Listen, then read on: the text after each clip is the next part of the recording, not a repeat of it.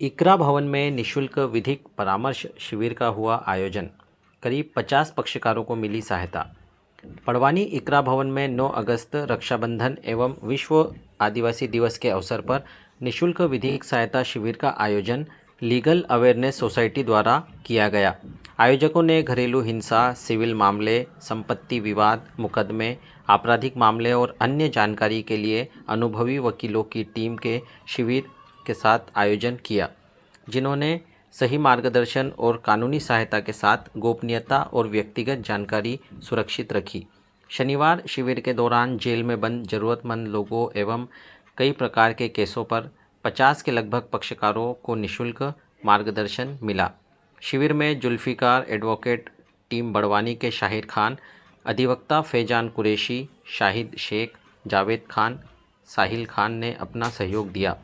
विशेष अतिथि इंदौर अभिभाषक एवं कांग्रेस प्रकोष्ठ के प्रदेश अध्यक्ष एडवोकेट आलिम शेख एवं साथी रईस बेग, इंदौर उच्च न्यायालय अधिवक्ता इम्तियाज मंसूरी, विधायक राजन मंडलोई, सुन्नत मुस्लिम जमात सदर एडवोकेट कयूम कुरैशी, अल्पसंख्यक जिला कांग्रेस अध्यक्ष डॉक्टर जावेद खान, अब्दुल रहीम तिगाले, अब्दुल सादिक चंदेरी, समाजसेवी अशरफ मंसूरी, पूर्व सदर शौकत अली कुरैशी, जिला मुस्लिम कमेटी कार्यकारी सदर सत्तार मंसूरी, हाजी रफ़ीक शेख, हाजी सत्तार मंसूरी मौजूद रहे। कार्यक्रम का संचालन लीगल सेल जिलाध्यक्ष एडवोकेट नदीम शेख ने किया। जानकारी नदीम शेख द्वारा मीडिया को साझा कर आभार जताया है। सर, आज आपका परिचय देते हुए बदला है कि बड़वानी आपका आगमन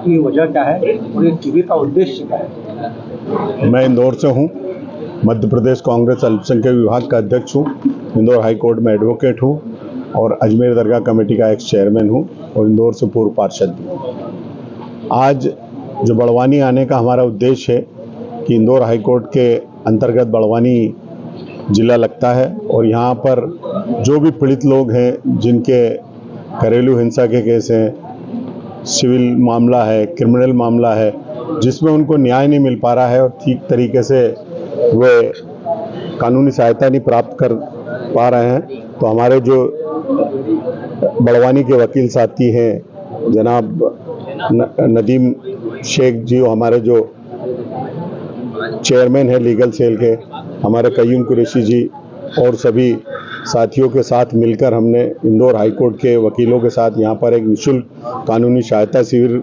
लगाया है, जिसमें उनकी जो भी कानून से संबंधित समस्या हैं उनके संबंध में उनसे चर्चा हो रही है। फिर जहाँ यहाँ बड़वानी कोर्ट में भी अगर उनकी जो ज़रूरत है तो हमारी जो लोकल टीम है, नदीम भाई, कयूम भाई और यहाँ के जो और भी वकील हमारे साथ हैं, उनके माध्यम से निपटाई जाएगी।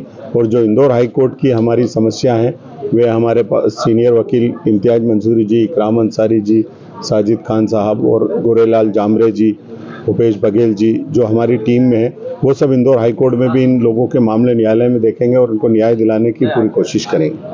अच्छा, कुल कितने मामले जो है निचली अदालत, हाई कोर्ट और सुप्रीम कोर्ट में विचारा देंगे? अभी शुरुआत हुई है, ये आपको शाम को 3 बजे तक पता चलेगा कि कितने मामले यहाँ पर आए और किन किन लोगों ने अपने केसों के बारे में बताया, वो हम 3 बजे तक आपको बता पाएंगे। आपके जीवन के अनुभव के आधार पर जो है महिलाओं के कुल कितने केस है, क्योंकि प्रायः मुस्लिम महिलाओं को जो न्याय के लिए दर दर भटकती है? अभी वर्तमान में मैं तो 30 साल 94 से एडवोकेट हूँ, मगर अभी हम पिछले 4-5 साल से देख रहे हैं कि घरेलू हिंसा और पारिवारिक विवाद, प्रॉपर्टी के, ये 2 तरह के केस बहुत ज़्यादा बढ़ते जा रहे हैं। परिवारों में क्या पता आपस में क्या मतभेद हैं जो सामने बहुत आ रहे हैं, और वही जब भी पिताजी की डेथ होती है तो बच्चों में प्रॉपर्टियों के विवाद भी बहुत आ रहा है। ये 2 तरह के मामले अभी पिछले 5 साल में बहुत ज़्यादा बने।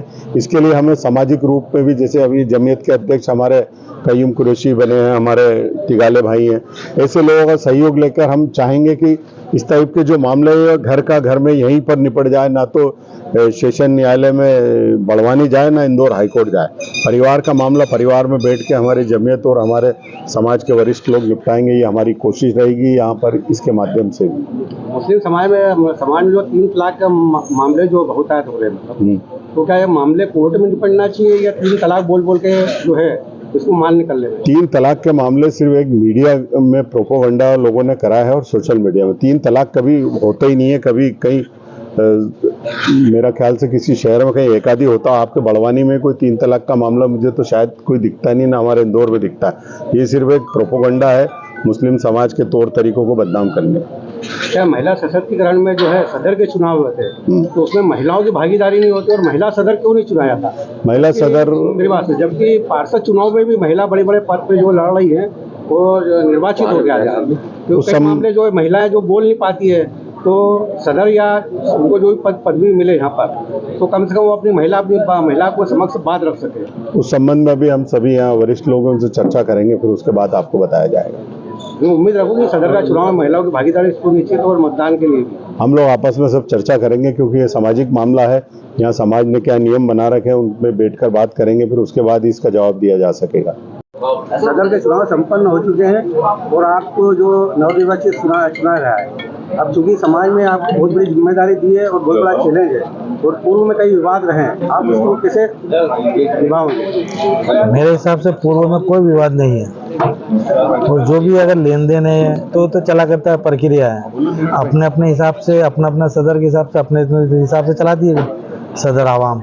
अब ये मेरे सामने जो चुनौती है कुछ भी चुनौती नहीं है और ये अल्लाह ने मुझे जो मौका दिया है तो इंशाअल्लाह मैं अच्छे से अच्छा बेहतर से बेहतर कार्य को अंजाम दे सकूँगा।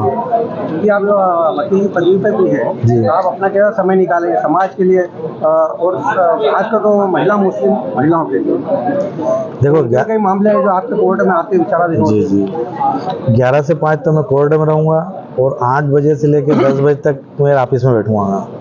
और महिलाओं के कुछ मामले रहेंगे जैसे आप कोर्ट में आते हैं। हमारी पहले भी पूर्व में भी एक इस्लाह कमेटी होती है कि कोर्ट से जाने से पहले हम उसको सुलझाने का पूरा प्रयास करते हैं और अधिकतर वहीं सुलझा देते हैं। एक आध दो ही केस रहते हैं जो नहीं समझ पाते हैं तो ही कोर्ट में आते, नहीं तो नहीं आने देते हैं। तो इसे तो आलिम साहब पधारे बड़वानी में, हम उनका बहुत बहुत स्वागत करते हैं और वे बड़े संवेदनशील नेता है कि ना केवल मुस्लिम जमात की बात बल्कि सभी पिछड़े दलित गरीबों की बात आवाज़ उठाते रहते हैं और पूरे प्रदेश में घूम कर समाज की और अन्य लोगों की क्या स्थिति उसका आकलन करके अपनी बात उचित फोरमों पे रखते हो। और अभी गेम स्टार्ट हुआ है, धीरे धीरे इस गेम में काफ़ी लोग आएंगे और अपनी कानूनी सहायता वगैरह प्राप्त करेंगे। वैसे बड़वानी बार की एक बात आलिम साहब मैं बता दूं कि हमारी बड़वानी की कोर्ट में सबसे सस्ती कोर्ट होगी पूरे प्रदेश में। यहाँ हमारे जो अधिवक्ता गण हैं वे जो पक्षकार आते हैं, इनसे हमारा जो क्षेत्र है वो बहुत पिछड़ा हुआ है, ज़्यादातर आदिवासी क्षेत्र है। तो यहाँ लोग छोटे छोटे विवाद हो जाते हैं और वे बड़े परेशान होकर जब न्यायालय में आते हैं तो हमारे यहाँ के अधिवक्ता साथी उनको नॉमिनल फीस पे जो भी वो दे सकता है उस फीस पर उसको न्याय दिला पाते हैं। और जो बड़वानी कोर्ट है इस क्षेत्र में, जैसे बड़वानी की बात करें तो मुस्लिम आबादी बड़वानी में लगभग 10-12 हज़ार होगी यहाँ कुल मिलाकर बड़वानी विधानसभा में। और हमारे बड़वानी विधानसभा के 3 थाने यहाँ आते हैं, पाटी सिलार और बड़वानी की कोतवाली। तो इतने केस होने के बावजूद बड़वानी के अंदर आज भी हमारे इस क्षेत्र में शेख बंधुओं का नाम लिया जाता है। सबसे ज़्यादा केस उन्हीं के पास है, फौजदारी केस। नूरू भाई, लोल्लू भाई, इनकी जो टीम है। और उसके बाद अभी उभरते हुए हमारे कयूम भाई और नदीम भाई, ये युवा अधिवक्ता अभी सबसे अच्छा काम कर रहे हैं, उनका भी खूब नाम है। इसके अलावा भी हमारे बहुत सारे मुस्लिम अधिवक्ता है। लेकिन यहाँ कोई भी क्षेत्र के लोग ऐसा नहीं देखते कि मेरी जाति का है कि मेरी धर्म का है तो मैं इसके पास जाऊँ। वे लोग उस व्यक्ति के पास जाते हैं जो उसको सही फैसला दिलवा सके, उसके साथ न्याय करवा पाए। और बड़वानी के अंदर ये बड़ी अच्छी बात है कि हमारे यहाँ सांप्रदायिक सौहार्द का एक बहुत अच्छा माहौल है। हमारे यहाँ कैसी भी परिस्थितियाँ हुई है आज तक कोई भी जो दंगे टाइप होते हैं वो कभी नहीं हुए सांप्रदायिक।